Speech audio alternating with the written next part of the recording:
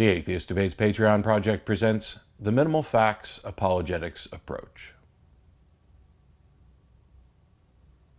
So in my office, there's a whiteboard that has a list of topics that I'm hoping to get to over the next year and a half.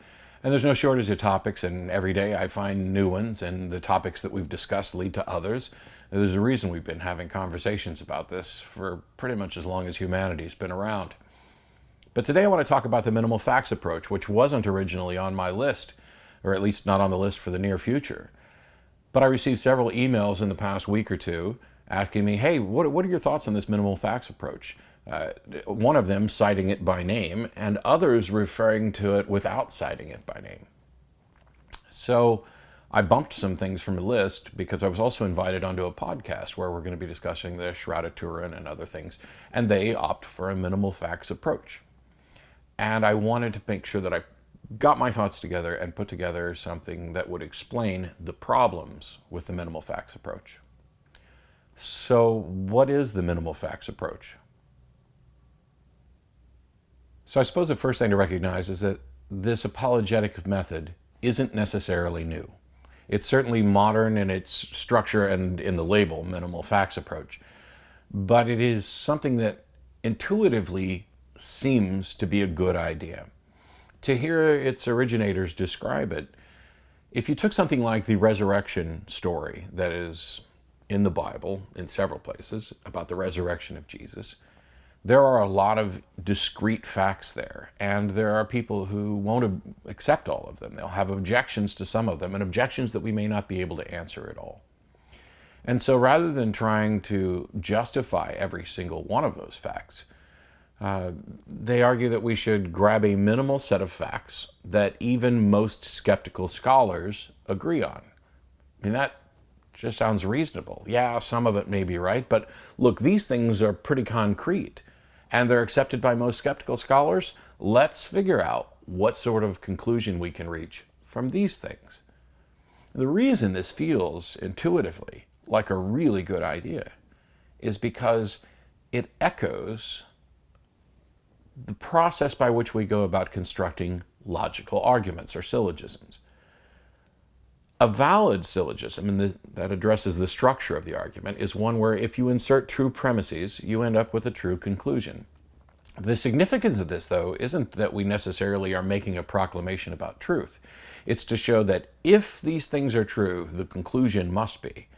And then, if we insert premises that you agree with, whether or not they're true, you are bound to accept the conclusion. If you agree with the premises in a valid argument and reject the conclusion, you are by definition being irrational. That's why many times we'll say, well, I reject your premise. So this method makes use of that feeling. And here, it was presented originally, I believe, by Gary Habermas, a Christian apologist who is sometimes referred to as one of the world's foremost experts on the resurrection. And he worked in conjunction with another apologist, Michael Licona, and published a book about the resurrection that also kind of popularized this minimal facts approach. And I've been told that other apologists, including William Lane Craig, have used some version of this minimal facts approach. So let me just read what Michael Licona had said about Habermas's method. Habermas has compiled a list of more than 2,200 sources in French, German, and English in which experts have written on the resurrection from 1975 to present. He has identified minimal facts that are strongly evidenced and which are regarded as historical by a large majority of scholars, including skeptics. We try to come up with the best historical explanation to account for these facts, and this is called the minimal facts approach. Except that what they're coming up with isn't the best historical explanation at all. There's nothing confirmably historical about their proposed explanation. They're appealing to the supernatural as an explanation for these events. And I've already done a video talking about our limits in investigating and confirming the supernatural as a cause. But they aren't actually constructing a syllogism where true premises lead to a true conclusion, because the conclusion they reach isn't part of any of the premises. So right off the bat, this thing that feels like a logical argument, where we're just going to take the minimum, and if you accept this, you should probably accept the conclusion, that doesn't apply. Because if the minimal facts are somebody died and then a tomb was empty, at no point is that individual was God and rose themselves from the dead, or God raised them from the dead. The conclusion isn't included in any of the premises. So right off the bat, we don't have anything that approaches a valid structure of an argument. But that doesn't matter too much if we're having conversations, if we're just talking about, hey, what do we think is most likely and most reasonable? But the minimal facts approach is full of a parade of fallacies and a host of problems. It may be one of the most insidiously wrong methods I've ever seen, because it does feel kind of reasonable until you look beneath the hood. So the first problem with the minimal facts approach is right there in the name, minimal facts. You see, what they've done is they've got this large set of facts, and instead they've pared it down to a tiny little set that they're trying to use, and then come up with some sort of explanation for that tiny set. This is in many ways the antithesis of what the scientific method would try to do. In science, we're trying to build a model of the universe that best accounts for all of the facts, or as many of the facts as possible. Yes, we can exclude outliers, we can talk about anomalies, but in the final published findings, those anomalies should be included along with a description of why they were excluded from our findings. This method does the opposite. If you have 100 facts and you come up with a model that explains 60 of them, is it accurate? And is it more accurate than one that would explain 100? What about 20 of them? What about 10 or 5?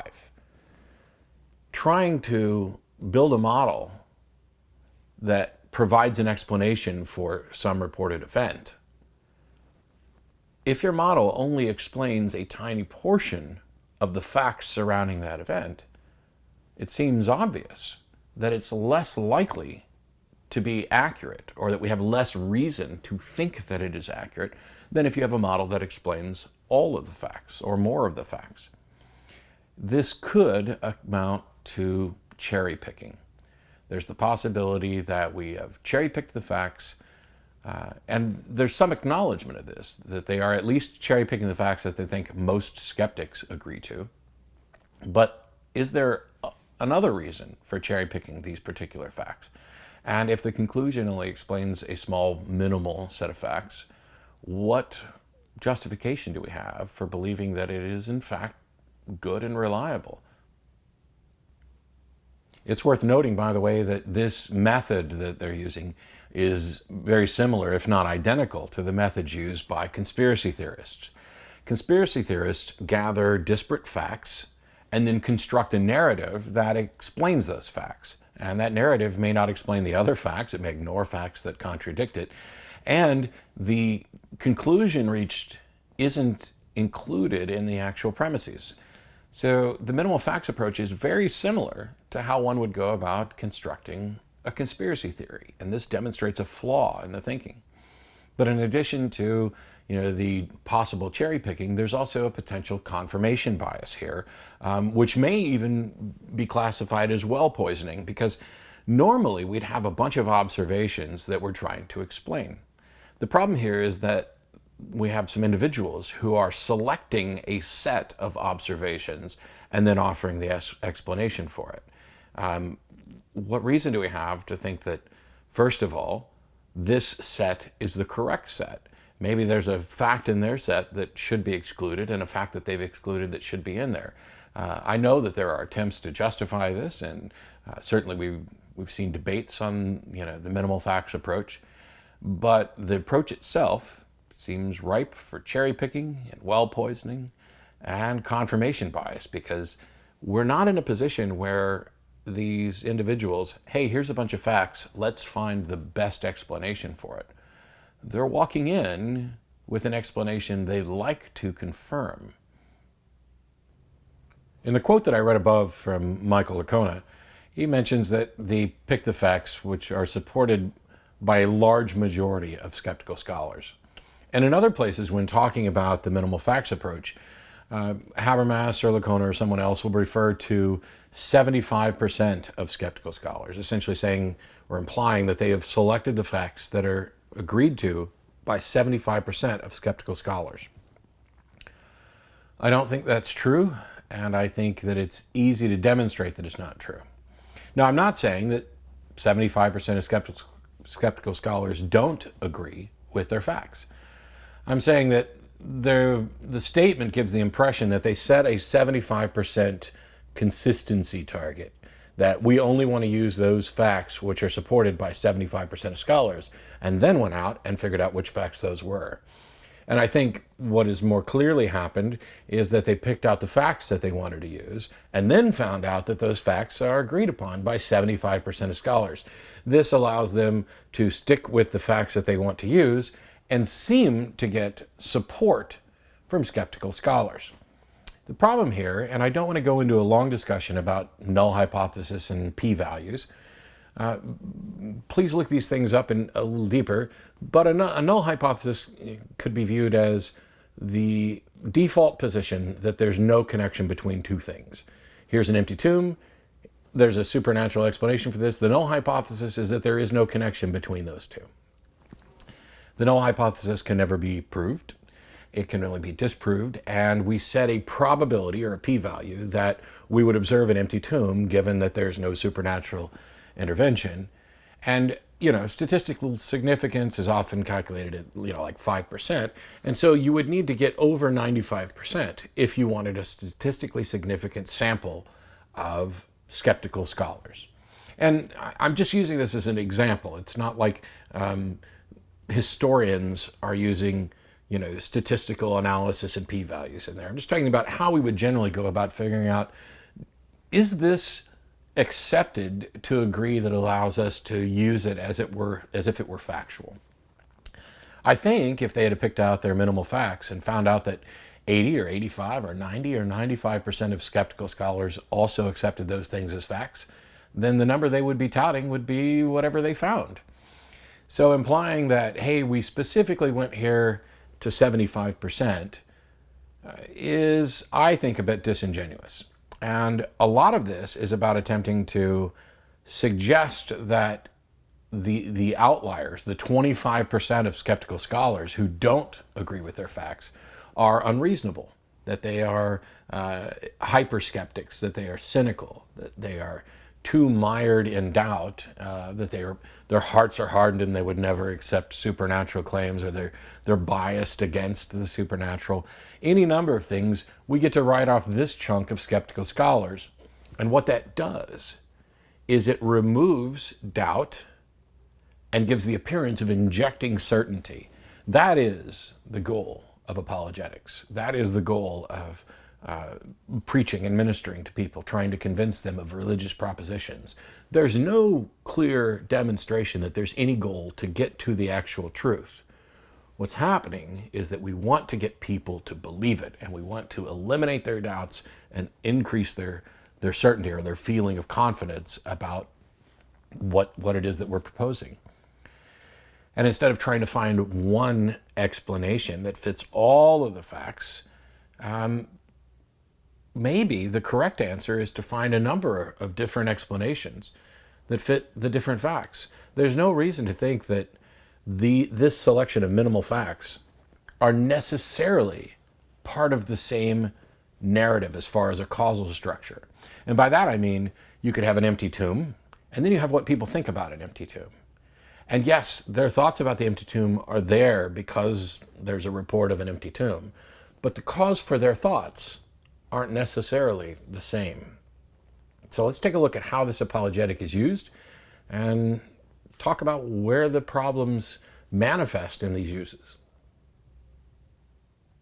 So most of the time when you hear the minimal facts approach, it's presented with respect to the resurrection of Jesus, the biblical story. And this is where Habermas and Lacona, kind of formulated this. They used it in their book. There have been a lot of debates along these lines. But I'll get back to what's wrong with the method. But I want to talk a little bit about how the method's being used and why that's even worse. You see, if you have someone who's a scholar, who is investigating the facts, who has studied things in great detail, as Habermas has clearly done, then the method may have its flaws, but those flaws can be pointed out, and hopefully we can move on. But the way the method's being used is to feed the average Christian in the pew something to memorize. I've found, for example, more than one website advocating, hey, this is what you need to know in order to defend the resurrection. One of the websites suggested that they memorize this, and they wanted to give a justification for why you should memorize this. Number one, to give you rational assurance that Christianity is true when you face various doubts. This gets back to the doubt issue that I was just talking about. And what they're essentially saying is, whenever you face doubts, don't bother actually investigating. Somebody else has already done that for you. Just go back to what you memorized, and it will give you a rational assurance that will get rid of your doubts. Number two, to prepare you conversationally to explain why you're a Christian when others ask honest questions about beliefs. Problem is, memorization isn't understanding. It doesn't prepare you for anything. And when you come up against somebody who actually understands this, you're going to be in big trouble. Your memorization, your script, is what many of us have been countering for years. When somebody comes to my door to sell their particular brand of a religion, they are almost always operating off a script. We have had, ministers and apologists teach the congregation, this is what you need to say. And when they say this, you say this. A lot of us are done going anywhere near your script, and we're going to ask the questions that throw you off. And some of us have an understanding of the subjects that go well beyond what the average parishioner's understanding is in the script that you're using. Teaching them to memorize this, even if it were even if it were a sound way to go about evaluating the question, I think would be a mistake because you're not encouraging understanding. The third reason to memorize it, to have a better grasp on the historical facts surrounding the life of Jesus. The problem is, memorizing doesn't give you an understanding, and the list of things they want to memorize don't give you any real historical facts and no way to actually justify and support them. To tell somebody that memorizing this list is going to give you a better grasp on the historical facts is just absurd. Look at the 5 things that they want you to memorize, the 5 facts. Jesus died. 2 words. Jesus died. The disciples believed they saw the risen Jesus. James, the skeptical brother, believed. Paul, the persecutor, believed. And there was an empty tomb. That doesn't give anybody any understanding of the historical facts, unless they happen to focus on that word in Numbers 2, 3, and 4 of believed, because that's a big issue. They also offer 5 possible theories to explain these facts. The first, Jesus rose. The second, Jesus resuscitated. The third, the disciples lied. The fourth, disciples hallucinated. Or fifth, this is all a church legend. But first of all, you don't have to believe that there's one theory that explains all of the first 5. All of those facts could be causally disconnected at the immediate level. For example, you can believe something for different reasons. You might believe because they saw the tomb. They might believe because they saw Jesus. They might believe because they heard about it from someone. You're basically saying that because this person became convinced of something, we can be reasonably assured that it's true. And that is demonstrably false. Eyewitness testimony is notoriously unreliable, and people believe all sorts of things for bad reasons, including the very method we're appealing to now. There are people who believe the minimal facts approach because they don't understand that it can't do what they say it's going to do. That's a critical error, because in those 5 that they want us to memorize, we're not really looking at the facts. We're looking at reports about the facts, reports that people believed these facts. And this injects even more doubt into this, doubt that they avoid by equivocating between X is believed and X is true. Now, this 5-point method, not to be confused with the 5 points of Calvinism, the 5 minimal facts that are offered by this website, is one version of the minimal facts. But Habermas and others have offered a 12 minimal fact list. So, how many facts do we need? How do we determine? Have we begun with this idea that 75% of skeptical scholars agree, then we're going to use those facts? Or What if it turned out that 75% of skeptical scholars agreed with the 12 facts that Habermas presents, but somebody's only using 5 of them because they're trying to get to a conclusion that is subtly different? Maybe there's a disagreement on doctrine about once saved, always saved, or something else along those lines, and they need to reach a subtly different conclusion. So instead of using the 12 facts that Habermas presents as being agreed by 75% of skeptical scholars, they're going to use 8 or 4 or 2. Let's take a look at the 12 facts that Habermas presents and a little bit about why this 25% of skeptical scholars who don't accept them might not be so easily dismissed as unreasonable. So there are actually a number of different lists of 12. They're not all the same, as it turns out. Here's one from Habermas that we'll go through rather quickly. Number 1, Jesus died by crucifixion. Number 2, he was buried. Number 3, his death caused the disciples to despair and lose hope. Number 4, the tomb was empty. Number 5, the disciples had experiences which they believed were literal appearances of the risen Jesus. Number 6, the disciples were transformed from doubters to bold proclaimers. Number 7, the resurrection was the central message. Number 8, they preached the message of Jesus' resurrection in Jerusalem. Number 9, the church was born and grew. Number 10, Orthodox Jews who believed in Christ made Sunday their primary day of worship. Number 11, James was converted to the faith when he saw the resurrected Jesus. And number 12, Paul was converted to the faith, and Paul was supposedly an outsider skeptic. So the first question to ask is, what is or isn't accepted as a fact, and by whom? Are all of these facts, and are they all accepted by 75% of scholars, by 90% of scholars, skeptical scholars I'm talking about here? So fact number 1, Jesus died by crucifixion. I think that the majority of scholars, skeptical and otherwise, would certainly agree that the Bible tells a story that Jesus died by crucifixion, that he was crucified and that he died, or that most people believe that he died. See, there are some people who advocate for the swoon theory, that Jesus didn't actually die, but he just came really close to death or somehow faked it so that he went off and healed, and that allowed him to come back.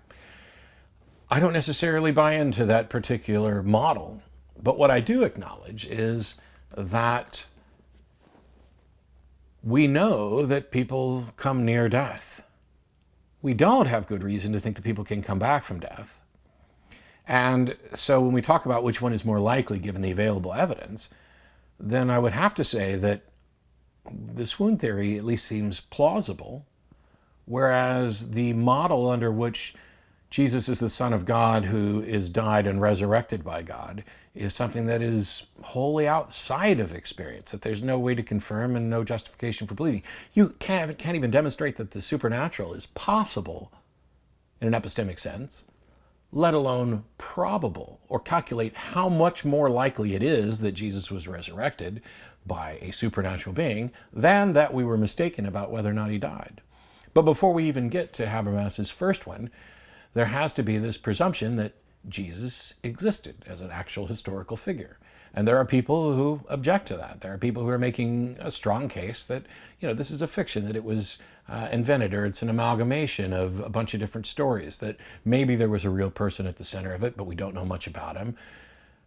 At the end of the day, though, even if we were to accept that Jesus was crucified, that he was buried, that his death caused the disciples to despair and lose hope, hey, wait a minute. Why would disciples who believed that, this guy was God and was going to be resurrected, why would they despair and lose hope? Maybe they didn't believe him as much as people think. And this is why the purported resurrection sealed away their doubts.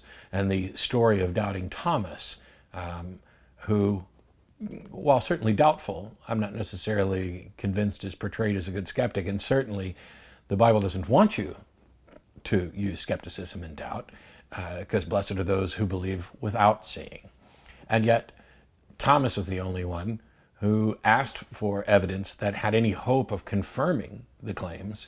And somehow that's less laudable than merely believing based on the reports.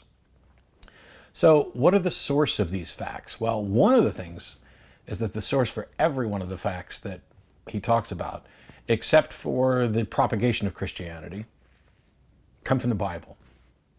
But nobody's disputing, or nobody's seriously disputing, that people don't believe this stuff. We're questioning whether or not what they believe is justified, whether or not they have good reason to believe those things. The people who are reporting this information in the Bible, we can ask questions about how reliable they are. Are they reliable in other areas? Well, if you've gone with a minimal facts approach, you have expressly excluded the other areas that might help us determine the reliability. This is what I meant when I said you may be excluding facts that would run contrary to the conclusion you're reaching. Are the facts reported accurately? Well, if person X experienced Y, that's one thing. But if person X claims to have experienced Y, that's another. It's like somebody coming up to you and saying, okay, my aunt says she was abducted by aliens. How do you explain that? And I would start by saying, well, I can't necessarily disprove it, but we can go into talking about why your aunt thinks that she was abducted. No. My aunt says she was abducted by aliens. Please explain the alien abduction. And you're asking me to explain the thing when my position is that the thing may not have happened. What we have is her belief of the thing. And we may not be able to explain that.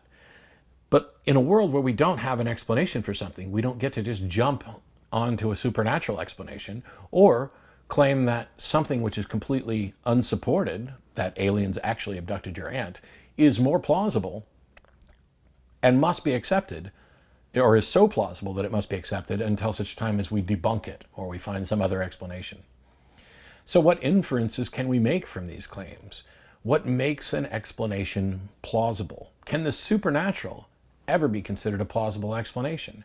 I don't see how. I've done videos on this before. Nobody's given a mechanism by which we can investigate it at all, which is why science relies on methodological naturalism. There are a lot of great skeptical essays and blogs and articles that discuss all of the elements of the resurrection and offer any number of probable explanations. There's this swoon theory, the stolen body theory, the myth theory, or perhaps we should be calling all of these models or hypotheses. But at the end of the day, what Habermas and Lacona and other advocates for the minimal facts model are doing is saying all of these objections either can be answered, which in some case I think they can be reasonably dismissed for some of them, or they're just not reasonable. These are hyper skeptics. That one I don't think is so well justified, because I have no way to.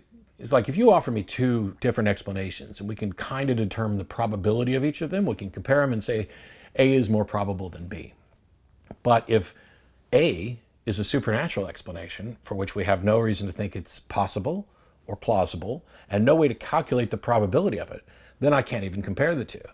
I can't say A is more probable than B, and I can't say B is more probable than A. All I can say is that B represents a basis only in the facts about the natural world. We know people have been near death. We know people have been declared dead and come back. We know people have concluded that someone is dead. Oh, he's dead, Jim, and he comes back. We know that that kind of thing happens. And so while we can't say that it's necessarily more probable than a supernatural explanation, what we can say is, based on the evidence within reality, it is probable, and your proposed explanation has no demonstration of probability. And that's where we get back to the null hypothesis, that essentially we don't get to appeal to the supernatural, that there is no connection to the supernatural until you actually demonstrate that there is one. The fact that the disciples were transformed from doubters to become proclaimers just means they were convinced. The fact that disciples had experiences which they believed were interactions with Jesus just means they were convinced. And actually, it means less than that. It doesn't necessarily mean they were convinced. What we have are reports that they were convinced. The Gospels being anonymously written, most likely not by eyewitnesses. And even if they were eyewitness testimonies, that's unreliable. The whole of this minimal facts approach is designed to get rid of doubt. To say, hey, look, we can ignore those extreme skeptics, and most people generally agree these things happened. And then it takes the things that people agree on and misrepresents them. Because the majority of historians don't believe that a supernatural event necessarily took place. They don't necessarily think that the claims alone are sufficient to justify belief that a supernatural explanation is the correct explanation. And that's a critical downfall to this method. There are problems throughout. There's problems of cherry picking and confirmation bias and selection bias. But at the end of the day, Habermas and Licona and others in their books and in debates spend a great deal of time denouncing natural explanations, showing why each individual naturalistic explanation shouldn't be accepted. And they do this without seeming to understand that even if we got rid of all proposed naturalistic explanations, that still doesn't justify a supernatural one. It just means that we haven't found the actual explanation, be it natural or supernatural. This method's been applied to other things, including, the historical accuracy or reliability of the Shroud of Turin. Is this actually the rags that Jesus was wrapped in? And in the end, the minimal facts approach may actually appear to be a good idea. It at least feels that way to some people on the surface, but when we think critically and when we apply the principles of skepticism, we can see that it's really a parade of fallacies. There's an argument for ignorance in some aspects of it by saying that essentially there's no other explanation for this other than the supernatural, that the failure to come up with natural explanations somehow means that a supernatural one is justified. There's cherry picking when it comes to the facts. There's false cause when we talk about the distinction between what somebody saw or what somebody believed and why they believed. There's personal incredulity. I just can't believe that, the swoon theory, or I can't believe that the disciples would steal the body. And that is their justification for dismissing it. There's special pleading. We wouldn't use this method in other places if our goal is to find the truth. In fact, everything about this demonstrates that it's not an attempt to find the truth. It is an attempt to take the truth that you found and find a method that seems to lend credence to that truth. There's ambiguity and equivocation fallacies in comparing things that aren't the same, implying that something is a fact when what you're really saying is that somebody believed and we're going to claim that's a fact, when really what we're saying is that the fact is that somebody claims that somebody else believed. So we're 2 levels removed. There's the sharpshooter fallacy by picking the minimal facts that best go with your theory. Is it 12? Is it 5? Which 5? Which 12? Which explanation are you specifically trying to encourage? There's a possible appeal to authority fallacy because we're citing the disciples, the people who happen to know the most, while really we're getting this information from anonymous books and sources. False dichotomy, anecdotal evidence, well poisoning. You could probably take almost any fallacy and find a way to work it into this, because at the end of the day, they're not actually constructing a valid syllogism. They're constructing a conspiracy theory. Habermas, Licona, and Craig and others who have tried this approach, they're not stupid. And they're not merely beginning with a conclusion and then fitting facts to it. They're beginning with a conclusion and fitting a method to it, such that it'll support their foregone conclusion. And manipulating the method is just as bad, if not worse, than manipulating the facts, particularly if you come up with a method that seems reasonable to people. This extra layer of obfuscation effectively hides the problems, and it serves as a clear demonstration that apologetics is the antithesis of science. There's a reason why apologists are developing unscientific methods to try to be convincing about their beliefs instead of demonstrating proper scientific confirmation for their beliefs. And that's the reason why education in skepticism and critical thinking is so critical. The proposed explanation for the minimal facts is, from Habermas and Licona and others, supernatural. But we don't have any mechanism to investigate the supernatural. We don't have any mechanism to confirm that the supernatural exists. We don't have any mechanism to confirm that the supernatural can interact with the natural world in any way. Making any conclusion that points to the supernatural an argument from ignorance. Of those 75% of skeptical scholars, if any of them think that they can rationally conclude that a supernatural explanation occurred, merely by claiming that it's a sufficient cause and not a necessary and sufficient cause to explain the observed facts, they have a gross conceptual error with regard to causation, the supernatural, the nature of evidence, the burden of proof, rationality, and more. Historians don't tend to say, yes, we have a good reason to believe this ancient reported event is in fact supernatural, unless they also happen to be apologists on behalf of that supernatural event. The minimal facts approach isn't skeptical. It's not science. It's not good argument. It's the way we construct conspiracy theories. It's the way we try to form a narrative to reach the conclusion that we want. And that's a problem. This video is made possible by supporters of the Atheist Debates Patreon project. You can find more information and add your support at patreon.com/atheistdebates.